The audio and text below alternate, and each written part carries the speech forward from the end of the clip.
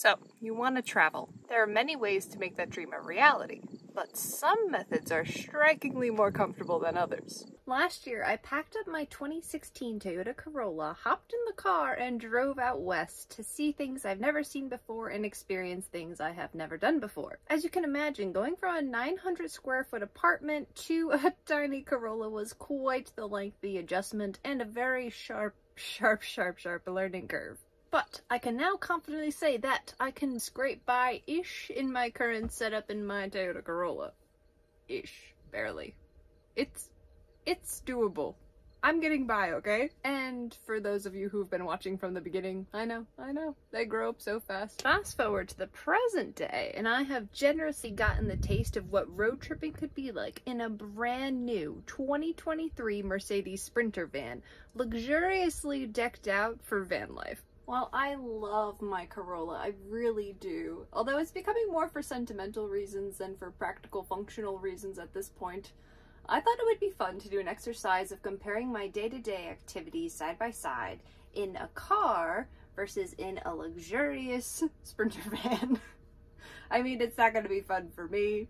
It's more of like the fun thing that makes you cry on the inside because, yeah, this is my life.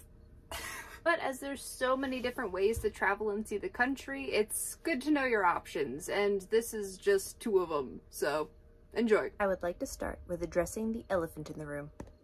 This ginormous bed. This thing is seriously massive. You could stretch out, lay in whatever direction you want if you're by yourself and not with a partner, but if you're by yourself, you can go in any direction, and the bed even grows. That's right. It basically becomes a queen-size bed in your van on the road in the middle of the desert. In my Corolla, things are not so great. So what I did in my Corolla was I had a full-size mattress foam topper that I cut in half, so my bed is half the size of a full mattress, and I'm pretty sure that that is smaller than a twin-size mattress. You can only sleep in one direction in my car, and you have to resolve yourself to the fact that every time you want to switch your sleep position, you are going to get a bruise on your knee. The fan above the bed in the van, that's hard to say. Oh, the fan above the bed in the van is really nice. It keeps a nice airflow coming in as you're cooking and while you're sleeping and everything. But in my Corolla, I do have a portable rechargeable fan that actually does wonders for my sleeping. So, point for the car there. We're keeping up. Woohoo! I'm gonna miss you. Remember me?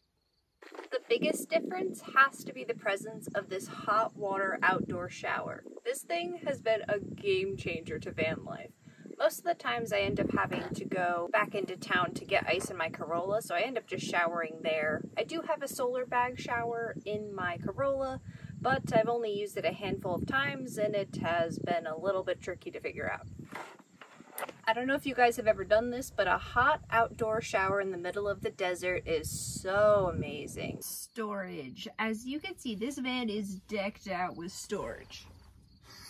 Storage everywhere, which is really nice to be able to get organized and to put things away in spots and know where they are. In my Corolla, I will say that I did storage pretty good. I have these trunk organizers that fit 95% of my clothes and all of my toiletries and miscellaneous items.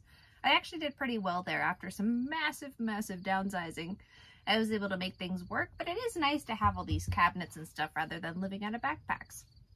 Just easier when you're in a car to have everything in a backpack. It's like, oh, I know I go to the white and the blue backpack if I need socks. So really when you're deciding on which vehicle or which method you want to do for transportation, you need to decide how much stuff you have and then choose an appropriate rig or how much stuff you could live without. I was able to realize that I don't need a lot to survive, and so my current storage situation works for me. The trunk organizers are really top notch. You know, they lay flat and you can see out the back windshield and everything is in one spot. I like them. So I really do enjoy that about my setup. I did one good thing. Two good things. I did two good things. The portable fan and the trunk organizers. I'm killing it. Also, vans often have large storage spaces, so this massive garage here is literally the size of the bed underneath it. And so you can fit probably everything from my old apartment in here with extra room. As you can see, this is everything I own, and it's only taking up a very small fraction of the space here. So it's good for recreational activities if you have like snowboarding gear, skis, electric bikes, anything like that. It could easily fit back here. I do not have room for that in my Corolla.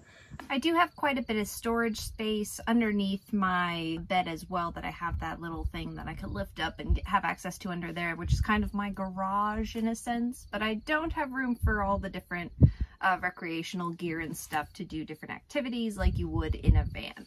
Electricity! This van has it. I'm not even going to attempt to describe how it works because I don't know, and you guys probably know more than me.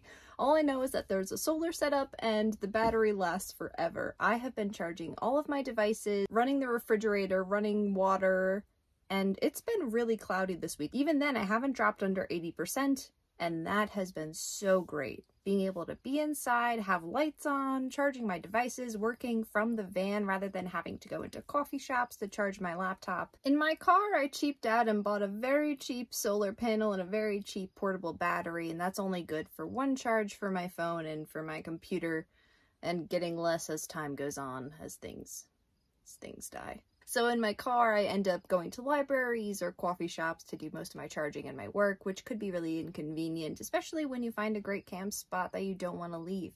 I've been able to stay out in the wilderness here for the whole time. I haven't had to go into cities because I'm able to do everything I need to do right from the van, which is really, really a nice treat. So think about that if you're needing to work from home or be on your laptop a lot. It would be good to have some sort of power setup, and I will say my setup was not very well thought out. And you know, I think my favorite part has to be the kitchen. Look at how big this is. It's inside too. You have a 2 propane burner stove. You have 3 drawers filled with all of your kitchen supplies that you need. You have a couple pantries for storage for food. You have a whole refrigerator and a whole sink to wash your dishes when you're done or not wash them, depending on your mood. Cooking inside this week has been so nice. It's been thunderstorming and really cloudy and rainy, and I've been able to make hot meals for myself at nighttime. In my Corolla, my entire kitchen fits into a little container, a little blue box that I use that has all of my cooking supplies. I have a single propane burner that I use to cook outside, and I have the Yeti cooler as my refrigerator that I need to get ice for fairly frequently, about every 3 days on average.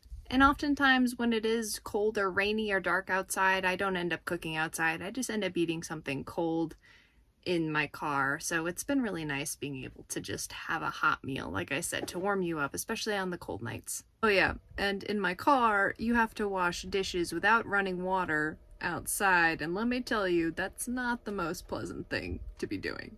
Clearance. This van actually has it. It's been a dream going down dirt roads with these massive dirt-made bumpy road tires and all of this clearance, as many of the places that you want to visit for free don't have very well-maintained roads.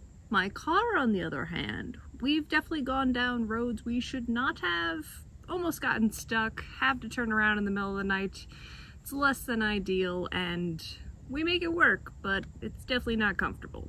High clearance vehicles are the way to go if you're going to do this lifestyle full-time. So to sum it all up, there are so many things that are better in a van than in a car. And if you ever get a chance to try van life, I definitely recommend giving it a try, at least for the experience, because it really is quite the experience. At the end of the day, whatever transportation method you're choosing, you are getting out and seeing the world. I have seen people on bikes, people backpacking, motorcycles, cars, vans, campers, all different types of vehicles, and we're all seeing the same things, and we're all experiencing some adventure and something new. So it's really important just to get out there, work with your budget, don't try to overexert yourself, use what you have, get creative, but it's definitely possible. And your comfort throughout the process may vary. It's gonna be a lot of discomfort when you're trying to make things work, when it's a little bit tricky to make things work, but like I said, at the end of the day, you are seeing some of the most beautiful sights in the country, and it's totally worth it